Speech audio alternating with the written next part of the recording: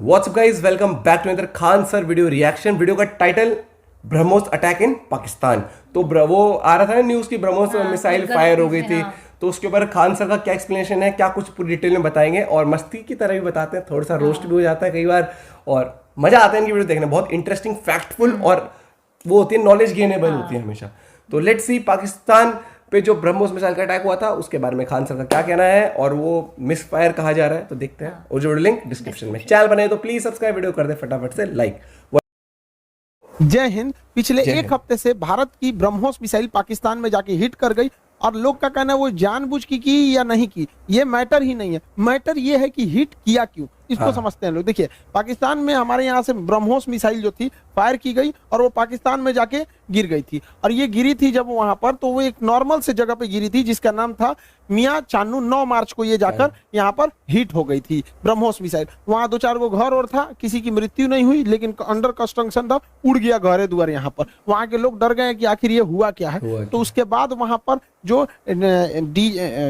Inter service public relation officer होते हैं, ISPR, कहीं पे भी देखिएगा तो एक PR ऑफिसर होता है, PR पब्लिक रिलेशन। यही लोग सारे लोग पब्लिक से कांटेक्ट करते हैं। जैसे मीडिया वाले को पास भी एक पूरी की पूरी PR टीम होती है। अब किसी मीडिया वाले को मान के हमारा इंटरव्यू लेना है, खान सर का इंटरव्यू, तो उन लोग को क्या पता, वो अपने PR टीम को बोलेंगे कि खान सर का नंबर निकालो, बताओ कहाँ बात करना है। तो वो PR टीम ही काम करती है। तो हर डिपार्टमेंट का एक PR ऑफिसर होता है, पब्लिक रिलेशन ऑफिसर। वही बताता है क्या हो रहा है क्या नहीं हो रहा है, एक तरह का प्रवक्ता होता है। तो इन्होंने कहा कि हमारी टेरिटरी में एक पता नहीं अनआइडेंटिफाई कोई ऑब्जेक्ट घुस गया, 4 मिनट तक उड़ते रहा, प्रोजेक्टाइल था, वो आया गिर गया, किसी की जान माल की क्षति नहीं हुई है, हमने उसे पूरी रडार में ट्रैक किया, आके वो यहाँ पे गिर गया। ये इन लोग का स्टेटमेंट था। एक्चुअली में हुआ क्या था कि भारत से मिसाइल लॉन्च किया गया था, लेकिन ये दोनों देशों में विवाद न हो जाए इसलिए भारत सरकार के पहले से एक समझौता है 1999 का। 21 फरवरी 1999 में अटल बिहारी वाजपेयी और नवाज शरीफ के बीच में एक लाहौर एग्रीमेंट साइन हुआ था, लाहौर डिक्लेरेशन। इसमें कहा गया था कि अगर दोनों सेनाओं की ओर से अगर कभी भी गलती से कोई मिसाइल या हमला हो जाता है तो वो लोग हॉटलाइन पे बात करके इसका कंफर्मेशन कर देंगे कि जानबूझ के किया गया या गलती से हुआ है, इसकी अवगत करा दिया जाएगा। तो उसके लिए भारत की ओर से हॉटलाइन पे बात करके बता दिया गया पाकिस्तान को 2 दिन बाद कि भैया हमारी ओर से गलती से चला है। अब ये हॉटलाइन क्या होता है? ये हॉटलाइन फोन में कभी रिंग नहीं बजते। आप जैसे मोबाइल में डायल करते हैं किसी को तो सोच रहा पहले बोलेगा नमस्कार, भारत ने 150 करोड़ कोविड टीकाकरण पार कर लिया, 175 करोड़। उसमें ये सब कोई रिंगटोन नहीं होता है, वो फिक्स होता है। करना कहाँ है, हॉटलाइन होते हैं, उसमें 4-5 नंबर ही, मतलब लिमिटेड नंबर होते हैं, वहीं फोन करना। एक बार फोन करेंगे तो फटाक से वहां लग जाएगा।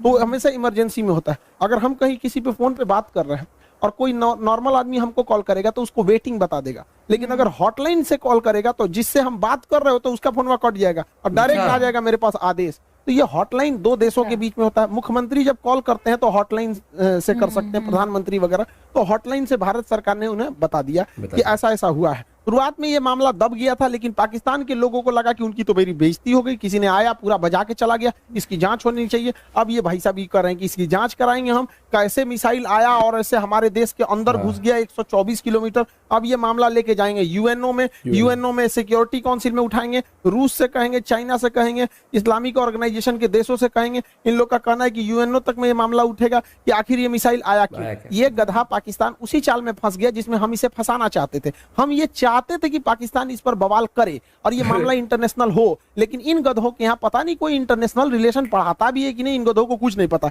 ये हल्ला कर दिए हैं। एक्चुअल में ये मिस फायर नहीं था, ये डायरेक्ट फायर किया गया था जानबूझ के। हम आपको कुछ प्रूफ देते हैं, आप समझिए क्यों डायरेक्ट फायर किया गया था। यह मिसाइल जब उड़ती है हरियाणा से तो यहां से लगभग हरियाणा पंजाब के बॉर्डर से 2 मिनट तक इंडिया में रहती है, फिर ये कर्व करके पाकिस्तान में जाती है, 4 मिनट तक ये पाकिस्तान में फ्लाई करती है। अब ये बताइए, जो मिसाइल ऑपरेटर इसे 4 मिनट तक फ्लाई कर रहा है, तो भारत में जो मिसाइल ऑपरेटर उसे भी पता है कि वो इंडिया का बॉर्डर छोड़ दिया और पाकिस्तान में जा चुका है। तो पहला बात कि जब वो 4 मिनट तक दुश्मन की टेरिटरी में घुसा कैसे, ये इंडिया वाले को तो पहले से पता था। एक और गलती क्या थी, सेल्फ डिस्ट्रॉइंग सिस्टम होता है। जब कभी भी मिसाइल अपने रास्ते से भटकता है तो उसे मिसाइल के अंदर ऑटोमेटिक डेटोनेटर लगा होता है जो मिसाइल को रास्ते में ही ब्लास्ट कर देता है, जिससे कोई नुकसान नहीं होता है। तो किसी भी मिसाइल को मारने से पहले उस मिसाइल का एक ऑपरेटर रूम होता है, उस ऑपरेटर रूम से उस मिसाइल को फायर किया जाता है।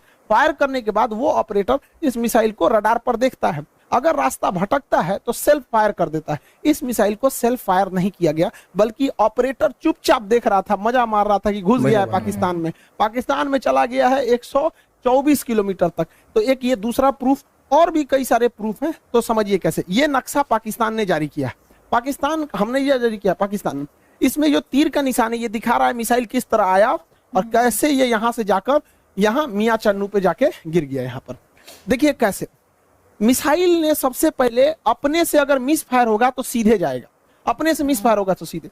ये टर्न नहीं मार सकता है अपने से, माल फंक्शन की वजह से, गड़बड़ी की वजह से 90 डिग्री का कर्व नहीं मार सकता जब तक उसको पाथ फाइंड नहीं किया गया होगा, पहले से नहीं बताया गया हो। तो पहला 90 डिग्री टर्न अपने से नहीं मारा गया होगा। दूसरा, इस मिसाइल में कोऑर्डिनेशन फिक्स था। किसी भी मिसाइल को मारने से पहले उसका जीपीएस लोकेशन कोऑर्डिनेशन फिक्स किया जाता है कि यहीं पर जाना है, लेकिन इसमें कोई बारूद नहीं था। देखिए अमूमन यही होता है कि पहले उसमें बारूद यानी वारहेड भरा जाता है, पहले उसमें वारहेड भरा जाता है, तो इसमें वारहेड था नहीं। जब वारहेड भर दिया जाता है तब उस मिसाइल में फीड किया जाता है कि इस मिसाइल को जाना कहाँ है। तो इस मिसाइल में जाना कहाँ है ये फीड कर दिया गया और वारहेड नहीं फीड किया गया था। और जाना भी कहाँ है, मियां चन्नू पे। यहाँ ना कोई स्ट्रेटेजिक लोकेशन है, ना कोई सेना का स्कूल है, कुछ भी ऐसा नहीं है। जानबूझ के भारत ने मिसाइल का वारहेड हटाया कि किसी की जान माल की हानि ना हो, और ऐसे जगह को चुन लिया जहां कोई स्ट्रेटेजिक महत्व नहीं है कि बवाल ना होगा। बस हमें मिसाइल घुसा के बवाल करना था, भयंकर बवाल नहीं कराना था। एक और देखिएगा, इस मिसाइल को अगर देखेंगे तो 104 किलोमीटर से ज्यादा ये भारत में रही है, 124 किलोमीटर गई है, उसके बाद भी ये एक्स्ट्रा गई है। यानी इस मिसाइल की रेंज जो थी वो 290 किलोमीटर ही है। इस मिसाइल की रेंज 290 किलोमीटर, लेकिन ससुराई ब्रह्मोस मिसाइल 320 किलोमीटर कैसे चल गया? लगभग ये 30 से 40 किलोमीटर एक्स्ट्रा चला है। देखिए ये पाकिस्तान का ही नक्शा ही दिखा रहा है कि 33 किलोमीटर एक्स्ट्रा चल गया। ये बवाल है भैया, रेंज से 33 कैसे? तो कोई भी चीज को फेंकते हैं तो जब रेंज खत्म हो जाता है तो आराम से गिरता है। तो ब्रह्मोस और आगे गया था यहाँ पर। इस दौरान भी इसे सेल्फ डिस्ट्रॉय नहीं किया गया, यानी भारत से बैठ के ऑपरेशन टुकुर टुकुर देख रहा था, जानबूझ के किया गया है इसको। अगला देखिए, और भी ये खुद पाकिस्तान कर रहा है, उसको समझाते हैं। ये उनके ISPR है, inter service public relation, ISPR। समझ में आ गया? ISPR समझो, थोड़ा नहीं पता अभी यहाँ पे। पहला इनका कहना है कि हम उस पर नजर बनाए हुए थे। देखिए इन निकम्मों को, इसके देश में 124 किलोमीटर कोई मिसाइल घुस गई, इसको ये लोग अपने रडार में बस नजर बनाए हुए थे। ये खुद कह रहा है कि हमने बस उसको ट्रैक किया, उसको 124 किलोमीटर, क्योंकि उस मिसाइल की रफ्तार इतनी ज्यादा थी, 3 मैक की थी, कि हम उसे मार के नहीं गिराए। जबकि जब भी कोई एयरफोर्स में कोई दूसरी देश का जहाज या कुछ भी हॉस्टाइल सिचुएशन में कोई चीज एंट्री करता है तो स्टैंडर्ड ऑफ प्रोसीजर SOP जो कहता है कि सबसे पहले उसको मार के गिराओ। इन लोगों ने मारा नहीं वहां पर। 124 किलोमीटर जब ये घुसा है तो कई बड़े शहरों के ऊपर से क्रॉस करके गुजरा है, कई हाई वैल्यू टारगेट को क्रॉस करके गुजरा है। क्या पता वहीं गिर जाता। तो इससे यह साबित हो जाता है कि इनके पास ब्रह्मोस को मार के गिराने की क्षमता है ही नहीं, वरना इतने हाई वैल्यू टारगेट के ऊपर से गया, वहीं गिर जाता तब क्या हो जाता। ब्रह्मोस न्यूक्लियर कैपेबल मिसाइल है, यानी इनके देश के ऊपर से इतनी बड़ी मिसाइल चली गई। ये लोग केवल और केवल बेशरम लोग कह रहे हैं कि हम उसे ट्रैक कर रहे थे। करते रहो ट्रैक, यहां से इतना डिग्री कर्व मार के तुम्हारे यहाँ आके गिर गया। पाकिस्तान इसे मार के गिरा भी नहीं सकता, क्योंकि ब्रह्मोस 3 मैक से चलती है। इसके पाकिस्तान के पास चाइनीज रडार है, इन चाइनीज रडार की हेल्प से इसके पास 2 तरह के मिसाइल क्षमता है। एक HQ-7 है, ये 30 से 40 किलोमीटर की दूर की मिसाइलों को मारता है। एक HQ-9 है, ये लगभग 150 किलोमीटर मार सकता है। ये दोनों चाइना का है। इस सबको पता नहीं चला कहाँ चल गया यहाँ पे, इन सब किसी काम का नहीं। अब इससे चाइना भी घुस आया है, क्योंकि उसका ऑर्डर दे रखा था। चाइना पूरी दुनिया को ऑर्डर दिया था कि भैया हमारा HQ-9 डिफेंस सिस्टम बहुत अच्छा है, ले लो। अब पूरी दुनिया ने उसको ऑर्डर कैंसिल कर दिया। किसी तोरा कोने काम का मिसाइल है, भारत का ब्रह्मोस घुस गया है वहां पर। अब ये घुस आया है पाकिस्तान के ऊपर, तो पाकिस्तान इसको कह रहा है तोरा मिसाइल फायर नहीं हुआ तो हम क्या करें। अब फिलीपीन ने ऑर्डर दे दिया था ब्रह्मोस को, अब वियतनाम भी कह रहा है हमको भी चाहिए, इंडोनेशिया कह रहा है हमको भी चाहिए, ताइवान कह रहा है हमको भी चाहिए। अब ब्रह्मोस एकदम जबरदस्त है यहाँ पर। अभी भी किसी को डाउट होता है कि भारत से मिसाइल गलती से छूट गई है, अभी भी मन में डाउट है तो दिमाग लगाइए। हम आपको मिसाइल छूटने के 10 दिन पहले अपना एक वीडियो का छोटा सा क्लिप बना दिखाते हैं, जो यूक्रेन मुद्दे पर बताए थे। उसको जरा ध्यान से देखिए और दिमाग लगाइए, आपको खुद पता चल जाएगा कि भारत ने मिसाइल जानबूझ के मारा था। इस दुविधा में हम लोग हैं कि अमेरिका का साथ दे कि रूस का साथ दे। इसके लिए सबसे अच्छा रास्ता क्या होता है समझिए, मान के चलिए हमारे दो बहुत करीबी आदमी हैं, उन दोनों का ब्याह पड़ गया, मेरे को याद तू कह रहा आ है कि गया, हमरे हमारे ब्याह तो में घर आना, में ही तू कह रहा शादी है। हमरे ब्याह में जाएगा, तो भैया हम एक में जाएंगे तो दूसरा से संबंध खराब हो जाएगा। एक काम करते हैं, कोई दिन हम अपने ब्याह कर लेते हैं, बातें खत्म हो जाएगा, भैया हम अपने ब्याह में बिजी थे। हाँ, सर, इसी मैंने वजह सुनी से तो नहीं जाती सबसे वहाँ अच्छा पे। तरीका है, ना हम रूस के फेवर में जाएंगे और ना ही हम अमेरिका के फेवर में जाएंगे। सबसे अच्छा तरीका है मोदी जी को अपनी सेना को बोलिए कि थोड़ी सी गलवान आगे, घाटी में हाँ। 2 किलोमीटर आगे घुस जाए। गलवान घाटी में जैसे 2 किलोमीटर आगे घुसेगी, लड़ाई तो करना नहीं है, उलझा के रखना है। 2 किलोमीटर जहां आगे घुसेगी उधर से चाइना वाले घुस जाएंगे, फिर वैसे ही स्टैंड ऑफ हो जाएगा। 2-3 महीना चलेगा, अमेरिका कहेगा हे बोलना रे रूस को, कहेगा हम कुछ करें, हम तो खुदे लड़ रहे हैं चाइना से, यहाँ पे तो हमला दोनों शांत रहेगा। आपको क्या लगता है भारत को इधर उलझा देना चाहिए कि नहीं देना चाहिए? वरना आप मना करेंगे तो कोई ना कोई देश इस तरह से आपको कहेगा कि भैया हमारा साथ दो, उससे अच्छा हम खुद उलझे हुए हैं, बातें खत्म। अब समझ में आ गया, हम लोगों को इस इंटरनेशनल कचड़ा में नहीं पड़ना था कि रूस का साथ दे कि यूक्रेन का दे कि नाटो का कि अमेरिका का। इसलिए हम खुद बोले थे कि भारत को कहीं ना कहीं हमला कर देना चाहिए ताकि हम लोग खुद ही इंटरनेशनल प्रेशर से बच जाए। आज पूरी दुनिया नहीं कर रही है कि आप हमें जेलेंस्की का साथ दीजिए, नाटो का साथ दीजिए, कुछ नहीं कर रहा है। अब हम लोग यूक्रेन मारने से हट गए हैं क्योंकि पाकिस्तान इसे इंटरनेशनलाइजेशन कर रहा है और हम लोग बच गए यहाँ पे। मोदी जी कभी कभी मेरी बात मान लेते हैं मान लेते हैं कभी कभी, लेकिन कभी कभी बहुत बवाल के बाद मानते हैं। अभी देखिए पिछली बार रेलवे में पूरा बवाल हुआ, तब जाके उन्होंने अपना नोटिफिकेशन जारी किया, उसमें भी 2-4% इधर उधर करिए दिए हैं वहां पर भी रेलवे वाले में। और एयरफोर्स की वैकेंसी अभी रिजल्ट अभी तक रोक के रखे हैं। भैया ये एयरफोर्स वाले हैं, इन लोग को पढ़ा हम लोग बैठे हुए हैं, भेजिए, उड़ाए सब जहाज, मारे सब यहाँ पर। कितना लोग को हम लोग रोक के रखे यहाँ पर, तो कम से कम एयरफोर्स की तो रिजल्ट क्लियर करना चाहिए। मान जाते हैं मोदी जी बतिया, जैसे हमला करने वाला कैसे बोले 10 दिन में मान गए यहाँ पर, तो कभी कभी मानते हैं कभी कभी नहीं मानते। अब पाकिस्तान धमकी दे रहा है कि हम इस मिसाइल का रिवर्स इंजीनियरिंग कर देंगे, दूरबैल कहीं का रिवर्स इंजीनियरिंग करेंगे। जब भारत ने इतना स्ट्रेटजी बना के मारा था, तो देखिए रिवर्स इंजीनियरिंग में जहाज का मेन चीज क्या होता है, उसका इंजन, पूरा इंजन तबाह हो गया, इंजन पूरी तरह तबाह हो गया। जो सीकर होता है, जो रडार होता है आगे, वो जहाज के अगवे लगा रहता है, वो थुथुर में पूरी तरह से उधिया गया है यहाँ पर। इसका जो सॉफ्टवेयर है, बिना सॉफ्टवेयर का जहाज उड़वे नहीं करता है, बिना सॉफ्टवेयर का मिसाइल नहीं उड़ सकता है, मोबाइल काम ही नहीं करता बिना सॉफ्टवेयर के। इनके सॉफ्टवेयर कहाँ है? तो अभी भी मिसाइल को देखिए, मिसाइल अपने से डिस्ट्रॉय नहीं हुई है, जानबूझ के इसे छोड़ा गया। तो पाकिस्तान कर रहा है, ये किस धातु का बना है ये हम पता कर लेंगे। रे ससुराल लोल, अगर तुम ये पता कर लेगा किस धातु का है तो तुम अभी तक बना चुका रहता कि किस धातु का है।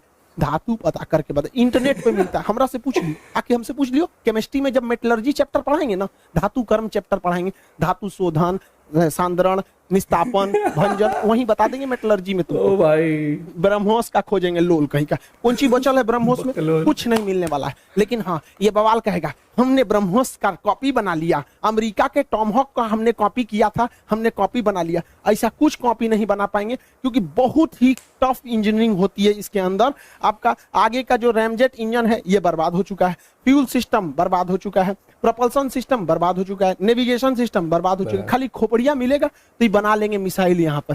बुलेल बनाना है, देख के बना लेंगे, लोल कहीं के यहाँ पर मिसाइल बना लेंगे। और तुम बना, भारत के पास पहले मिसाइल बनाने के बाद परीक्षण केंद्र जो था वो पोखरण में था, यहाँ परीक्षण करते थे, चांदीपुर में परीक्षण करते थे, व्हीलर द्वीप जिसका नाम कलाम द्वीप है उड़ीसा का, इसे करते थे। फिर नया जो था कर्नाटक के चित्रदुर्ग में परीक्षण करते थे। 4 जगह हम लोग का परीक्षण केंद्र था। अभी नया 5वां परीक्षण केंद्र खुल गया है पाकिस्तान। अब हम लोग हमेशा कभी कभी इधर परीक्षण करते रहेंगे ब्रह्मोस वगैरह। और पाकिस्तान का नया सरदर जो है ब्रह्मोस जो है, वो नेवी से तो मार ही सकता है, एयरफोर्स से मार ही सकता है, जमीन वाला तो अभी मार के गया है। इसका नया खतरनाक वर्जन ब्रह्मोस 2 आ रहा है जो 800 किलोमीटर मारेगा। यानी पाकिस्तान में बैठे बैठे पाकिस्तान हेल के, अफगानिस्तान है के, कजाकिस्तान चल जाएगा वहां पर। ब्रह्मोस 2 आ रहा है, इसका बाप है ये ब्रह्मोस का।